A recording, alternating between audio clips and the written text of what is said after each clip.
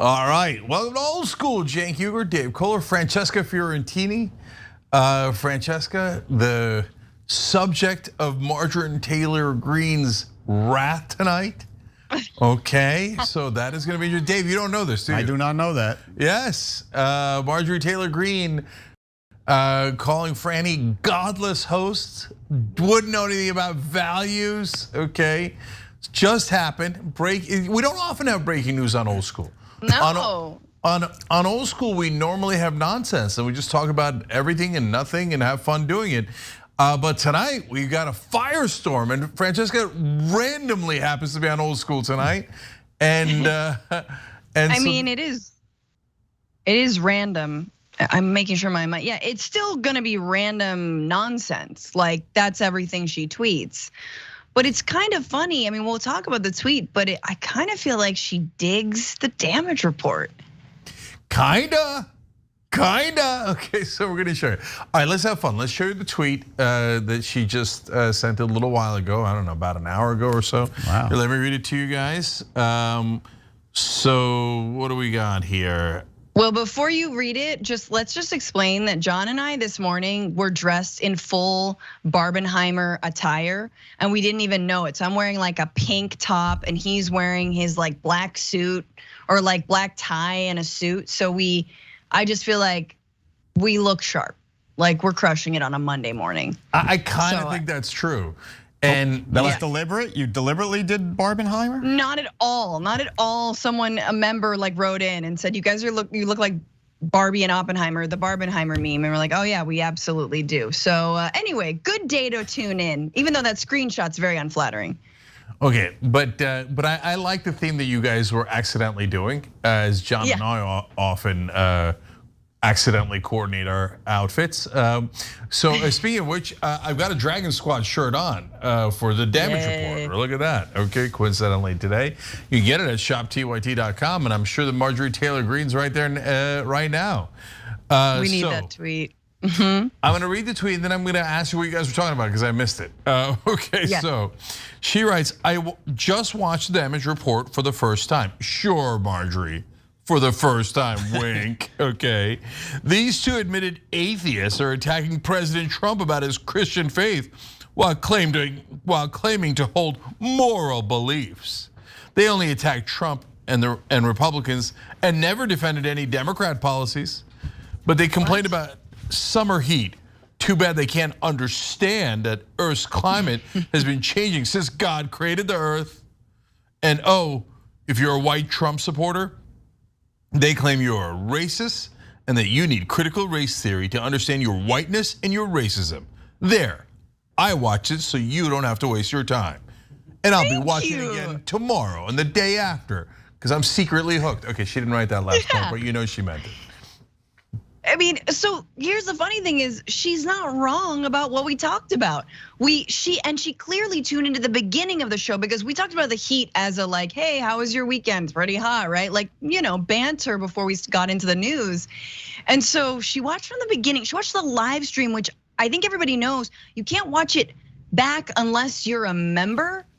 So she Like, let's do some sleuthing here. She either tunes in on time, tunes in, presses pause, and goes back to it. But like, do you know what I'm saying? Like, all that banter is cut out of the actual clips if you just watch the clip. And we did talk about how Trump was asked once again by a supporter of his, how has your faith changed since you were in office? And he just gives the most inane, as I called, like head wound Hitler response. Again, he has no stock response for when it comes to his so-called Christianity. So we were just making fun of him and how this poor lady wanted like an honest answer about like her faith, and he had nothing to give her, and just started saying like, I had no idea what a subpoena was before I got into power. It's like, nobody asked you about a subpoena, dude, but thanks for bringing it up. So we talked about that. And then the whiteness thing, and we could go on. But yeah, we mostly talked about what a massive hypocrite, and like, just like how can evangelicals or even Christians still like this guy? Okay, so, oh my God, is Marjorie Taylor Greene a member? I don't know. Well, we say the members make the show happen. Maybe -1. Maybe someone bought her a membership. Could you imagine Let's be fair, Cenk. She does make the show for the amount of news, that we cover with her in it. She kind of does make the show. Well, I hear you on that, and that's fair. And so we appreciate Marjorie Taylor Greene in a couple of different directions. So seriously, like, you're right. You can't, watching the beginning of the show, like a lot of people don't know when we do the live shows that a lot of stuff is clipped out. And it's not like the old Dave Rubin accusation, like they maliciously cut out the banter. Right? No, just tidying up the clips, right? So that's why there's almost no clips of old school, because you can't tidy it up. Okay, but we do put up a couple every once in a while. Anyway, so so that means, like you said, either she paused or was watching very much live, which by the way, I recommend everybody do, okay? TYT.com/live, watch all of our shows live. Damage Reports at 1 o'clock Eastern and leads off our programming. Young Turks is at 6 o'clock to 8 o'clock Eastern every night. Okay, and you'll never know what you catch. And by the way, if you watch the clips, as Marjorie Taylor Greene knows, you miss some of the best stuff, okay? So it would be hilarious if someone gifted her a membership, like on YouTube or Twitch or on our website or something. She said, well, it is a gift. I'll check it out. If someone gifted her a favor, I just blew. If gifted her a membership, was it a favor or was it a way to torture her? I don't know. Right? She's like, what is this? I'll click on it. I mean, I could see our membership doing that. I feel like TYT folks would do that. Just like, and look, the responses to her tweet are like, good, keep watching. You might learn something. Well, my response was a little different. She didn't. But a little bit similar too, though. But Francisco, you're not wrong. Like, kidding aside, like, I'm glad she was watching. Like, and by the way, like, if she knew what she was getting into, I'll even give her a little bit of credit, because you should be checking out the other side and seeing what they're saying. I don't know that she came in with an open mind, but hey, she watched it, and to me, that's actually as good as as you can hope for from someone from the other side. And by the way, our side should from time to time peek into their programming. I mean, it's a House of Horrors, but like not Marjorie Taylor Greene in specific, but right-wing shows. And maybe you'll catch a segment that makes sense. I mean, good luck, right? But I do want everybody to keep an open mind. So, are we not merciful? Fairest show in America, right? Fairest network in America. Marjorie Taylor Greene, attaboy for watching. Okay. Yeah, and not only that, but she kept watching. See, because the thing is that we talked about the weather in the beginning, talk about a little bit of the climate. Then we got into the, Trump being a massive hypocrite and like completely non-religious, even though he gets the evangelical vote. And then we talked about like how Trump supporters now believe that anti-white racism, supposedly racism, is a bigger problem than anti-black racism. So then I was explaining, well, like racism is a construct, and it was actually created race and like stratifying people by their skin of the color of their skin That's created by white people. So really, like it doesn't work the opposite way. You can be bigoted against white people, you can be discriminatory against white people. I was kind of laying it down, like, no, racism is very much against like anti-black, anti-Asian, and people of color, anti-native, all that. And so it was interesting because she watched the whole clip, guys. I think that's even a different discussion. She watched like 20 to 30 minutes of the show. You could tell because of the last line, like there, I watched it. Like she's proud that she watched it a long time, and so you don't have to. Yeah. But again, credit to her on that. I'm merciful, I'm reasonable. On the other hand, I did tweet this in response. We appreciate you enjoying the programming on TYT Network. Damage Report is live every day at 1 p.m. Eastern at tyt.com/live. Come on, even Marjorie doesn't believe that Trump's a real Christian. He spent more time inside Jeffrey Epstein's house than inside a church. Oh, which is probably a fact, right? So I don't know the math. I haven't followed Trump around his whole life. That's why I said probably. But we do know, we covered on a segment we did today that of course Trump was really good friends with Jeffrey Epstein and said that he was, quote, a terrific guy and that he liked girls young. So of all the different people that went to Epstein's house and did whatever they did, the one guy who's on the record as saying, oh, I know Jeffrey Epstein likes them young, is Donald J. Trump, right?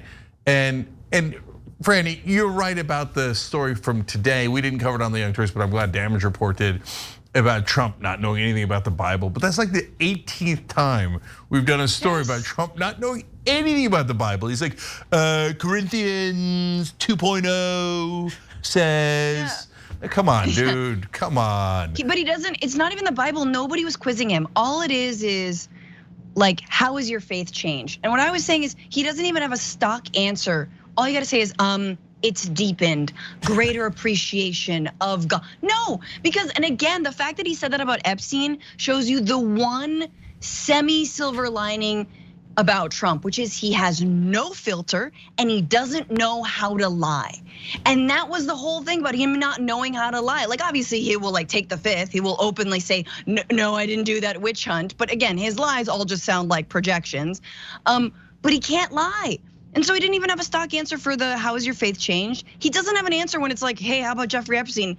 Don't mention the young girls, you ding dong. But of course he does, because he says the one thing that you're not supposed to say, or that and that's why he gets himself into trouble. See, that's why Trump is accidentally authentic, because he doesn't, for most of the time he doesn't speak with a prompter and he doesn't sound like a fake politician. Now, why do the politicians sound fake? Well, part of it is terrible because they're given talking points. They don't really, a lot of them don't have a mind of their own. You'd be shocked at how unintelligent most of the politicians are. And they're like, I have been given this talking point by my staffer who told me that the donors want me to say this. And Trump comes in, he's like, Jeffrey Epstein, I know he likes him young. You're like, okay, well, he didn't script that. So that gives a sense of faux authenticity. But when you say he can't lie, of course what you mean is he's a terrible liar, right? Yes. Like not that he doesn't lie, he lies legendarily. And that's why, she said you guys didn't mention Democrats because that story wasn't about Democrats. But little does she know, at TYT Network, we criticize Democrats. We criticize Democrats a lot, right? And so that's why I'm furious with Democratic leaders, the Democratic Party, that they can't beat this buffoon. This guy's got verbal diarrhea. And all you gotta do is poke him on any issue, and the dumbass doesn't plan a thing. He lies 24/7, but doesn't bother to think through any lie he's gonna tell. So he's like, yeah, I love the Bible, love it. Love both the testaments. I like testimony, not my testimony. Which is your favorite though? Are you an Old Testament guy or a New Testament guy? His answer was both. Literally what he said. Just pick one, you dumbass. Like, no, of course. It's that he's a bad liar. Of course, that's what it is. Like he does it all the time. He's just terrible at it. You'd think after lying so much, you'd actually get good at lying.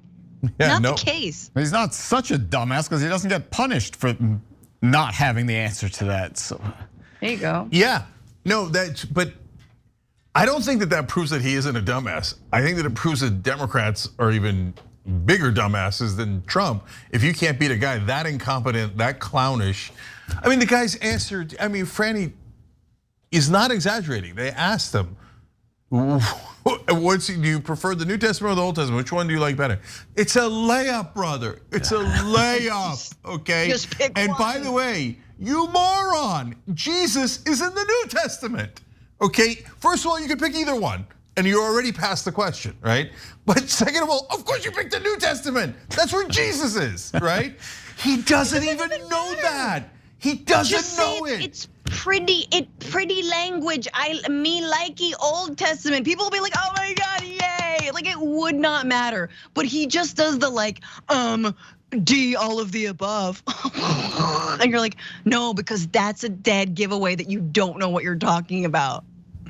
100%. Like he probably thinks there's like a new. He probably thinks there's like 4 testaments. He's like, I don't know, I love all the testaments. New, old, loud, quiet, soft, hard, the testaments testify. Like that's truly, he's never opened a Bible. Which is, I don't care if you've opened a Bible, but my God, the fact that he runs around, I don't even know if he claims he's religious anymore, but that he gets the religious vote. I don't know, Cenk, Biden beat him. Like that's how bad he is that Biden beat him. Like not the strongest candidate that Joe Biden beat Donald Trump. Joe Biden's a man of the people. He's from Scranton. People relate to him. I hear that on MSNBC 24/7.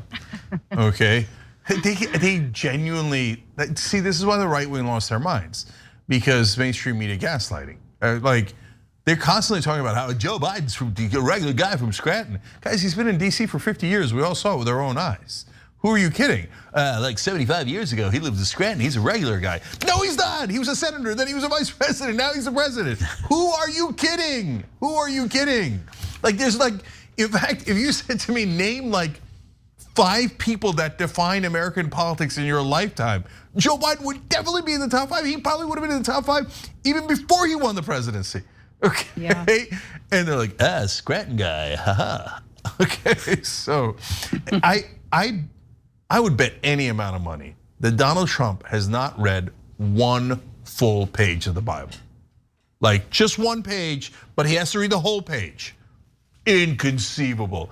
You guys remember in the presidential daily briefings, they had to cut him down to 2 pages, then 1 page, and then they had to put pictures in it, and then they had to put his name sprinkled throughout the documents so he would keep reading, otherwise he would lose interest. It's like, blah, blah, we might get nuclear attacked, blah, blah. Ooh, Donald J. Trump, very special man, should read the next sentence. I will then, okay. You know, I feel like we don't talk about that enough. Like he could not handle, what was it, an initial brief? Like I'm assuming it's more than 2 pages, but he could not handle that amount of reading. I mean, that's not partisan, that's not fake news. That's just what happened. Like this guy should be president again? Oh my God. Like we need to keep on reminding people he could only handle like half a page of a brief as the president of the effing United States.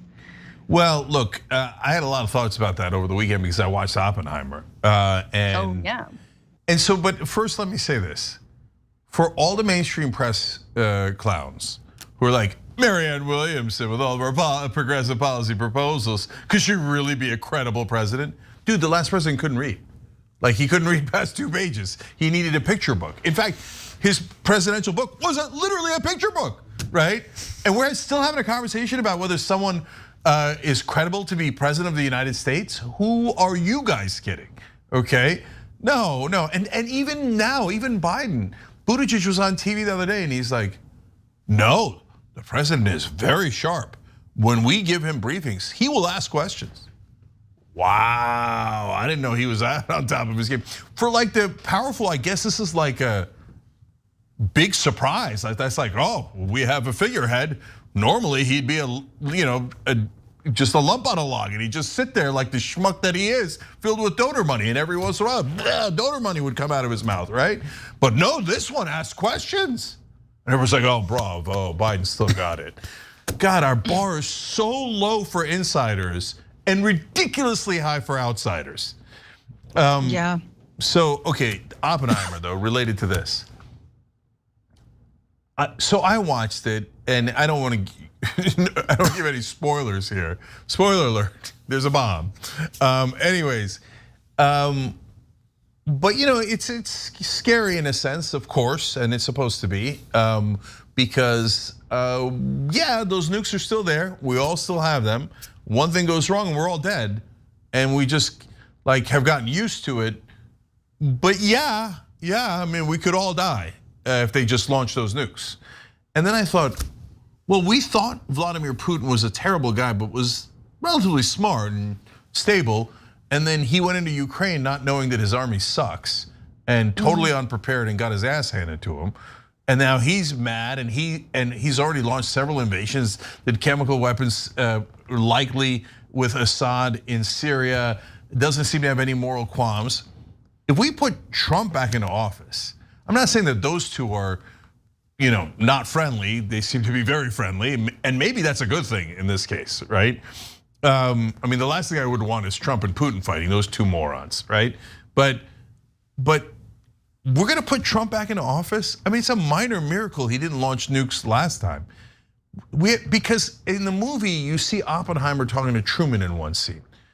And President Truman reminds him, in essence, you didn't push the button, I pushed the button, right? And Truman, I've read the history of Truman, and he's a practical guy in some ways, and he's not a simple guy, he's complicated, but also not like the brightest guy in the world.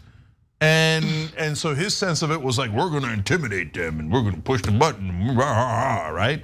And he thought Oppenheimer was a crybaby. Doesn't sound that bright, right? But Trump is infinitely dumber. And forget dumb, unstable, like deeply unstable. And we're gonna let that guy have his finger on the nuke for 4 more years and then hope that everything's okay? I don't know, man. We are playing with fire. And if things go wrong, you can't pull the nukes back in. So I think we're way too flippant about how we choose the president. Like we're just voting based on who's the best reality host. I mean, look at this. I mean, Matt Gaetz, Ted Cruz, I think Marjorie Taylor Greene, they all have podcasts now. Everybody's just trying to be a talk show host or a reality host. And yeah, step off. Yeah. Step off our territory. That's how I feel. Yeah, but I mean, you've been diagnosing this problem, obviously, your whole career as a TYT host, and you wrote the book, and you explained very well how we got here. But your solutions are no longer adequate. If Jake Tapper all of a sudden becomes the most responsible journalist on TV, it's way too late. If the CBS Evening News starts covering how deranged and unstable Trump is, it's too late. No one even watches that anymore. So I don't know what your solution now is. Yeah, well, look. It's so true. So Dave's very right, and especially at this moment in time, because if you read all the way to the end of the book, you see there's tons of hope because, look, I'll summarize the one key thing you need to know. There's many more things in the book, and you could pre-order it at tyt.com/justice. Marjorie, go ahead, you can do that too, don't worry. I read the whole book so you didn't have to. And I realized at the end, God damn it, he's got a good point. So anyways, there's a lot of reasons for hope, but the number one reason is the young are totally on our side. So we just have to wait for that cavalry to arrive, and they're in the process of arriving. But will they arrive by 2024? Probably not, probably 28, 32. What I mean by that is not like they're all gonna vote at once and nobody's gonna vote in 24. No, it's just a demographic shift so that as those voters come in and other voters go out, it makes a giant sea change in American politics. And that's heading in our direction, that's a wonderful thing. But by 24, it probably will not have crested enough to ensure victory for the Democrats. And so what we would need in the short term is you're not gonna have mainstream media turn around instantly. Even if they did, Dave's right, right wing isn't listening to them anymore and independents are barely listening to them. Like in this poll that came out recently about American media, it was like 70% of Democrats trust mainstream media, which is a disaster, by the way, because they're bottling up progressives in the primaries. They're the only people left on earth who still believe that that campaign contributions aren't bribes and the politicians are having honest debates, etc. But unfortunately, they're stuffed into the Democratic Party, and it's hard to get past them in the primaries. But Republicans don't watch mainstream media at all, and that's not surprising. And we don't care because they're never going to vote for anything sensible anyway. Independence is the prize, and unfortunately, only 16%, if I remember right, but in that ballpark of independents trust mainstream media anymore. So that goes to Dave's point, which is they're not even watching, even the independents. But so what in the world could turn it around? Well, the only thing that could turn it around in 2024 is an excellent, strong progressive who would challenge Joe Biden in the primary, win, and then rout whichever Republican is there, because they'd run. And that's not like loose talk. That's not like, oh yeah, of course your side's gonna win.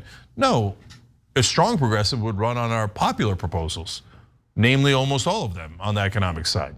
So almost all of them poll at 2/3 or better. You just need one guy. Like if Fetterman hadn't had a stroke, Fetterman would landslide any Republican. Yeah. I mean, he had a stroke, couldn't even speak, and he still beat a Republican, right? In a Republican seat he picked up. So all we need is one strong progressive, but no one will run. No one will run. And by the way, they're not wrong. If they ran, those guys, those goons in the mainstream media, they haven't turned around. And what they'll do is they'll savage any progressive that runs. They will. And that's why, I mean, I think I've always relitigated and thought about 2015 and thought about 2020 or 2016, 2020, I guess, in terms of Bernie, and thinking over and over and over again, would Bernie have won? And obviously the answer to me is yes, but I know how the mainstream media would have acted. I know how they get. We all know how they get when progressives win. They hedge like hell, even though they're on the wrong side of history. They ask, oh, but what about all of the executives losing their third homes? Well, what about the staff they employ in those third homes? Like that, those kinds of questions. They always hedge, and then my mind always I remember when in 2020. Elizabeth Warren and Bernie were kind of coming out of the gate pretty hot.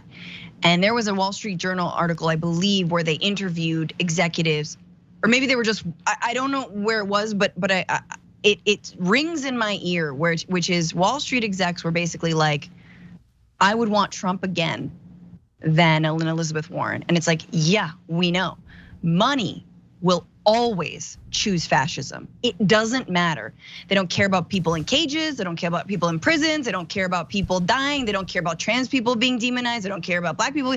Like money wants the fascists, even if it's volatile, even if they start a nuclear war. And so like never forget, like if a progressive got through that primary process, it would take all of us because the other side is coming. Yeah. Anyway. So, well, to your point, Franny, and this includes the Democratic donors. I was talking to someone recently who talks to big-time Democratic donors pretty regularly, and he said, "Look, conversations go great. Oh yeah, we're for protecting rights, and we're worried about climate change, and we agree on all those issues. And the minute you get to tax increases, they're out, gone." Is it every Democratic donor? No, and some donate anyway to good progressives who would actually raise taxes on the rich, Elizabeth Warren, Bernie Sanders, etc. But that is a tiny minority. Even the great majority of the Democratic donors are like, no, money first, and then everything else is a nice to have. Oh, we'd like to have gay rights. That's them being equal to us. That seems nice, right? Or us being equal to you, that seems nice, whatever it is, right? Okay, but don't touch the money. Don't touch the money. And so, yeah, of course. I mean, look, I talked about that, and justice is coming too. Normally after a primary victory, the candidate will get tons of positive coverage. And it did happen in 2020. In the fourth race, because that's the one Biden won, he got overwhelmingly positive coverage. The first three races, Iowa, New Hampshire, and Nevada, that Bernie won, he got overwhelmingly negative coverage. Because that's mainstream media. They're a joke. They're not 1% objective, and they go around claiming that they are. Oh no, the pro-corporate position is the objective position. Everyone else is radicals. So I mean, look here. Let me ask you. And Dave's a contrarian. Right now, Bernie Sanders versus Donald Trump. What does mainstream, like, let's assume that's the general election. What does mainstream media do? Well, it starts begging for Joe Manchin, and yes, they'll talk about the third no label party nonstop. Yeah, and by the way, what would the no label party do? Take votes away from the Democratic nominee, in that case, Bernie Sanders, because some of the moderate, so-called moderate Democrats, they're not moderate. Establishment Democrats, corporate Democrats would go with Manchin, and thereby ensuring a Trump victory. So that proves Franny's point, right? And the point I was making, because they can't, like, and I guarantee you that if Jake Tapper was in the room, is Jake Tapper in the room with us now, Cenk? No, he's not. Yeah. Okay, but if he was, and you told him all this, he would be indignant, and he would say, that's not remotely true, and we're super objective. It's just that Bernie sucks at everything. And then Hillary and Biden, I mean, they're not wonderful at everything, like when they leave Afghanistan. Bad for leaving Afghanistan. It was a mess the way you left. Another 20 years would have solved it. Okay, anyways. But it doesn't matter what he says in the room. It matters what he says on air. And I guarantee you, every one of those cable news anchors would go to obliterate. That's an interesting word. Old school makes up words. Worse than obliterate. Yeah. Can you imagine getting obliterated? Well, actually, America has obliterated a lot of cities and towns and villages, unfortunately. But anyways, they would obliterate the progressive candidate, and everybody knows it. They're kidding themselves if they're going to pretend that that's not the case. They would say the Democratic Party screwed up, and now we have to have Trump as president because we certainly can't have Bernie Sanders. Yeah, that's exactly right. Yeah, I mean, we have recent history to look to. I mean, do you guys remember how media acted when Bernie was jumping out of the gate, doing strong? They were like losing their minds. I mean, and again, when they lose their minds, they don't lose their minds. They just start really warming up to people like Michael Bloomberg. Remember when Michael Bloomberg for like 3 weeks, because Bernie was doing really well, they were like, Biden was like a non-entity, and they were like, maybe Bloomberg? Do we like Bloomberg?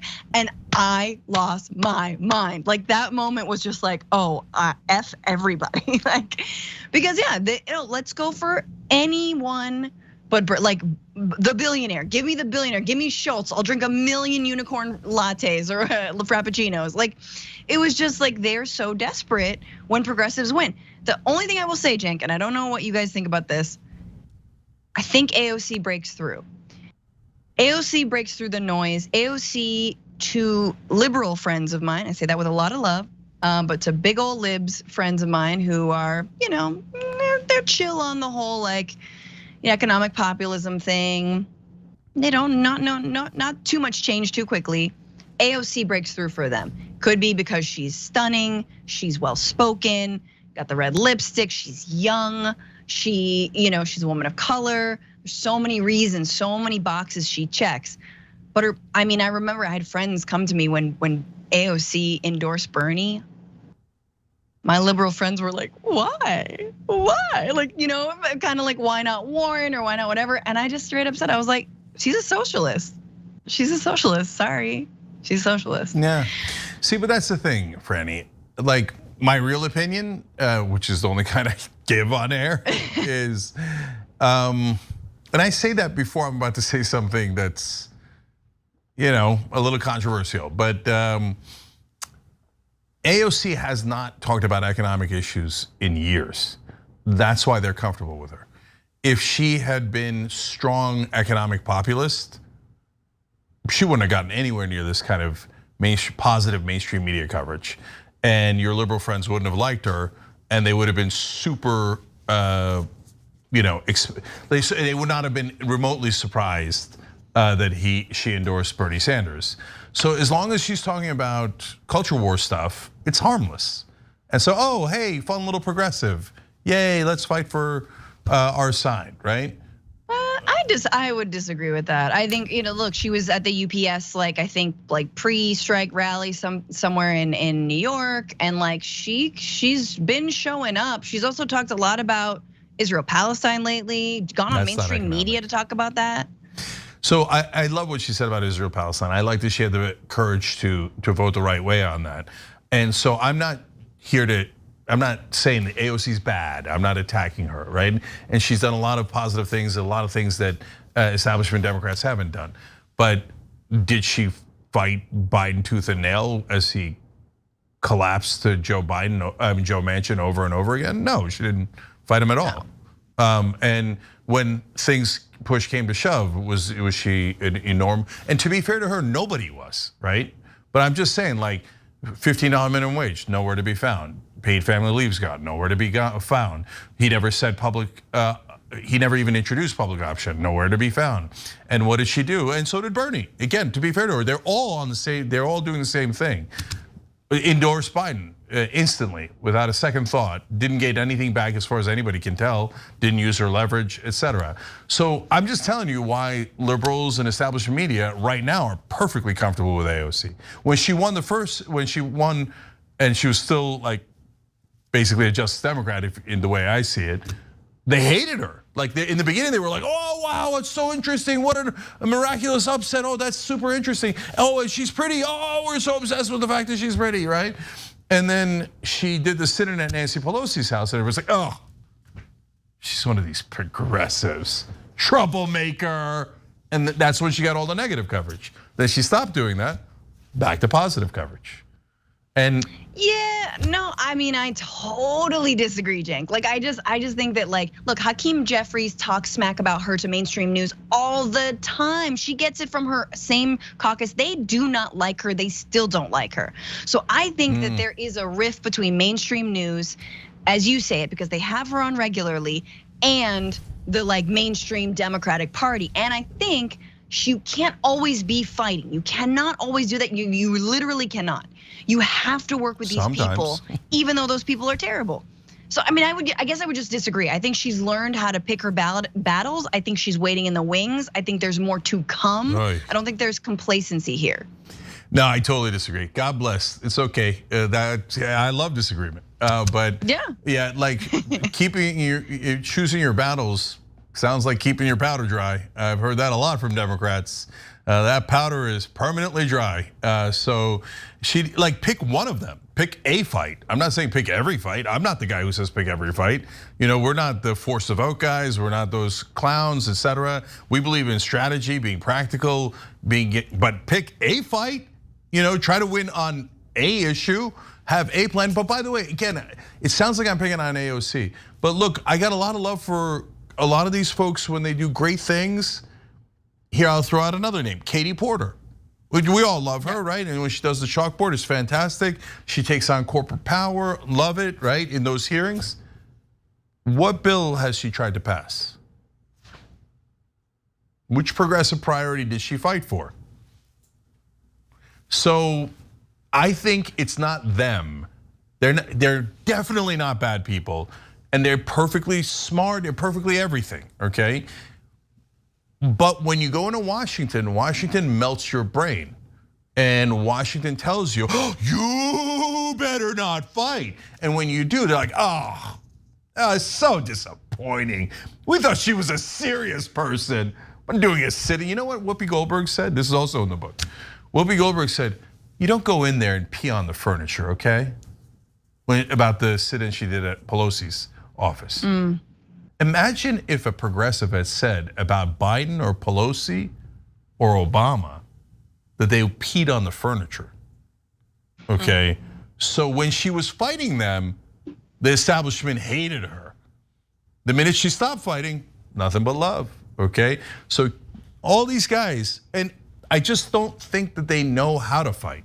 No one's got a plan, no one's showed them, and And they don't like to listen to outsiders anymore, so it's kind of hopeless. I think, I mean, like last thing I'm gonna say on this, but I think that the terrain has definitely shifted. Meaning, I think that it's different now that Biden is in office for multiple reasons. But I think that strategically, just like I think we all would agree, the priority is absolutely slaying neo-fascism. That is a priority.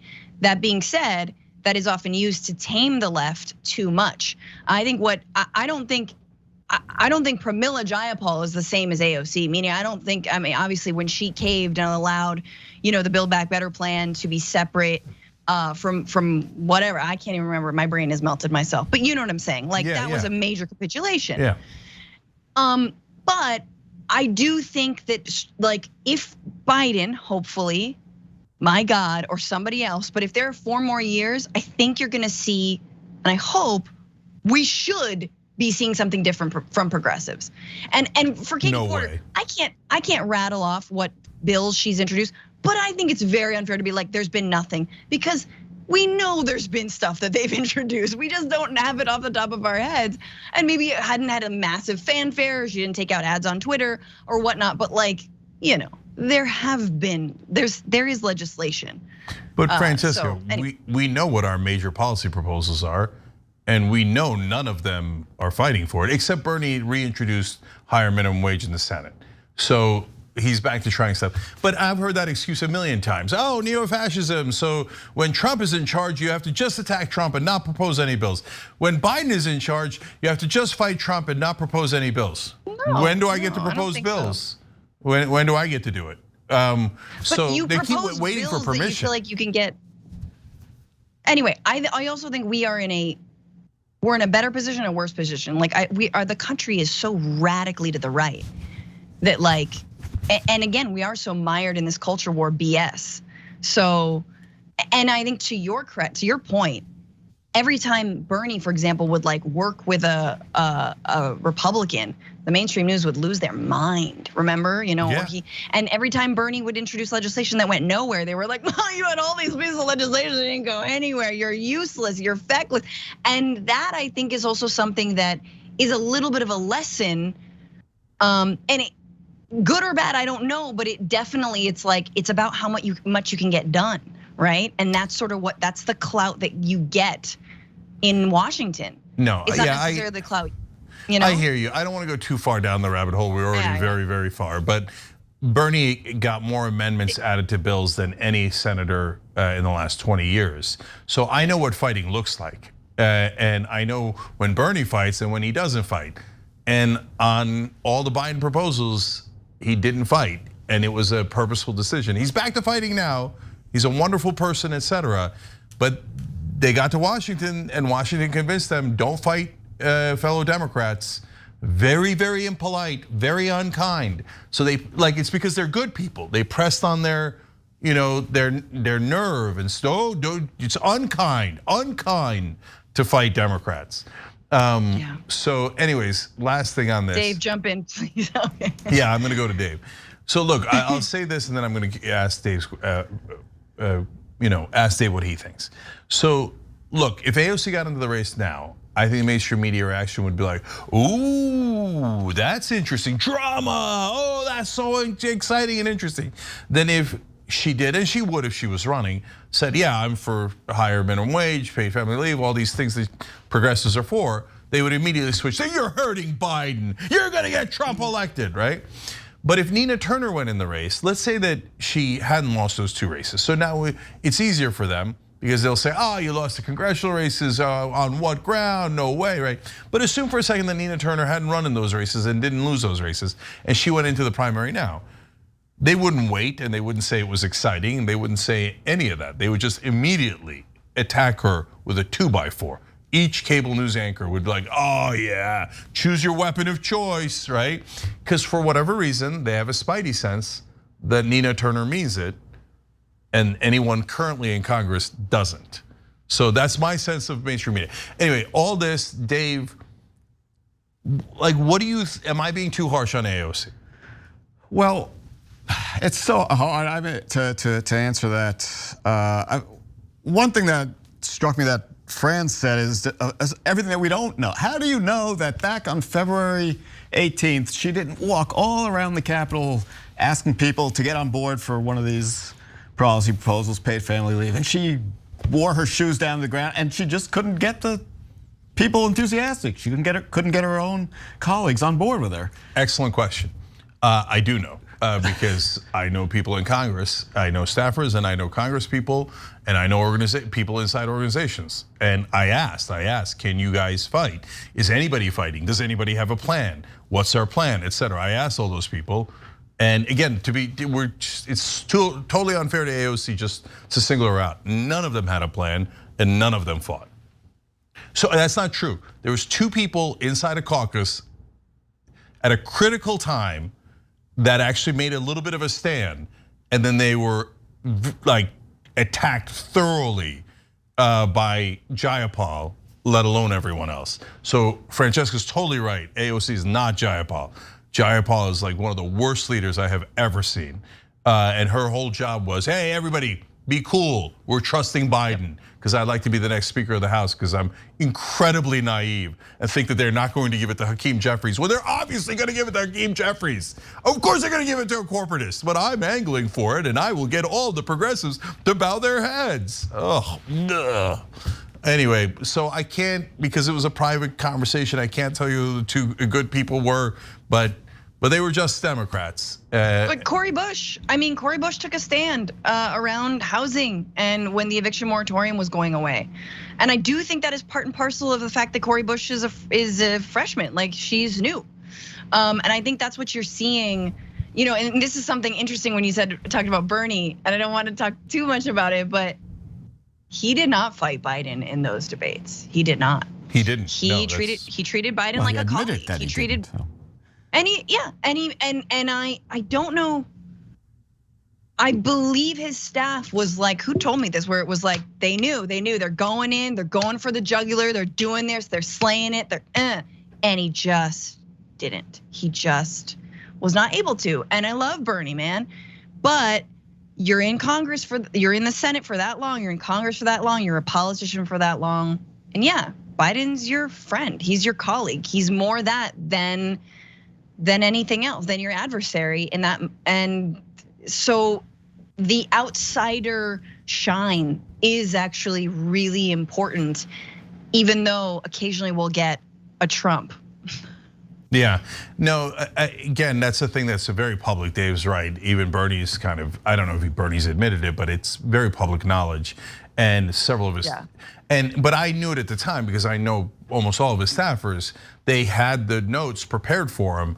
They handed him the Biden attack lines, I think it was in the October debate, and he said he was gonna do it. And in between the green room and the stage, he changed his mind and he didn't do it. And everyone was like deflated. Even the guys who were more moderate on the team, meaning not moderate in politics, but in policies, but in politics, like, well, we should be respectful. Those guys, even they were like, well, we got him, but we gotta have to engage, and we have to, like, it couldn't have been the October debate. It must have been later. Anyways, but they were like, we gotta go now, Bernie. You're running against him. You have to make points against him. That's how this works. Yeah. And he just couldn't do it. That's why right now, I wouldn't support Bernie running again. I mean, like if you tell me Bernie or Biden, of course I'm gonna pick Bernie, but if you said pick a progressive champion to run against Biden, I wouldn't pick Bernie because Bernie wouldn't do it. He wouldn't run against Biden. I mean, literally now you can see it, of course. But if he was in the race, he still wouldn't run against Biden. He'd play patty cakes with him. Yeah. And I'm sorry, but I'm sick of it. I'm tired. I get rare opportunities to be here. I want to make a comment on, it's only half on topic, about mainstream media. Because I always like to come on this show and complain about something I heard on local news. So you might remember a couple weeks ago, Bank of America got hit by those big fines for fraudulent banking practices. Surely you covered it. So on the local news, this was the headline. I couldn't believe it. It's a bad day for Bank of America today as they got hit by this big fine. That's their take on it. It's a bad day for Bank of America. Yeah, it's thank you, Dave. And that's not CNBC or Fox. That's just the local, CBS affiliate here in LA. Everything is from a corporate perspective. It's vomitous. So we've discussed this 100 times. They do a railroad strike and they're like, oh, the strikers, the employees could cost the economy a lot of billions of dollars, maybe trillions of dollars. Did it ever occur to you that maybe the employers are the ones costing the economy billions and trillions of dollars because they won't even give the guys one sick day? No, they never framed it that way. It was always the workers, and you'll see it going forward. Anybody watching now, you'll see anytime a strike comes up, it doesn't matter if it's teachers or assembly line guys, whoever it might be, you'll be like, oh, the workers could endanger. In fact, it's happening now. The actor strike just covered a local news story where they were like, oh, because of the strike, this poor lady is out of work. She used to clean for them, and now she has nothing to clean. Well, we'll see how long the actors and the writers cause this. Yep. You're like, wait a minute, how about the guys making billions of dollars? Yeah, how are they not causing the actor it? strike in LA is a little different. The news people do have a little bit more sympathy for the actors and writers because they know those people. Yeah, I know. It's a little more. But even then, they did that hit piece in the local news. If it comes to the economy, though, that's how they cover it. As if we're all bankers or children of, even though only 10% of Americans own stock.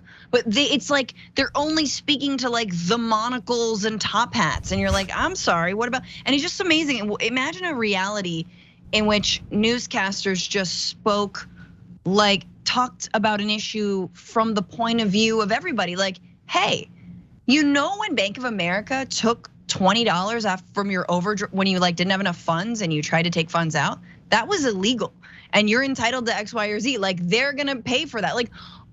But it's never that because, ew, who watches this program who's overdrafted their account, you poors? Because those are the people who are being paid.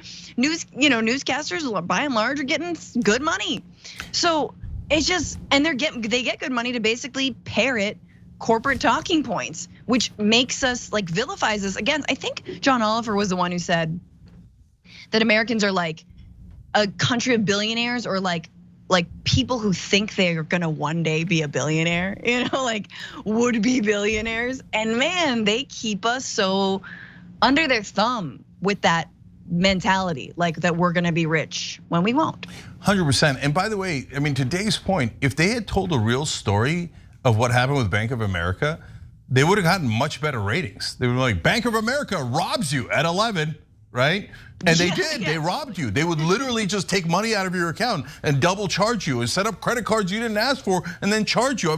It was a literal bank robbery inside the bank where the bankers are robbing the depositors. And instead the headline is Bank of America hurt. Will they be okay? Yeah. Bank of America has a boo-boo, let's all sympathize. No, let's not sympathize.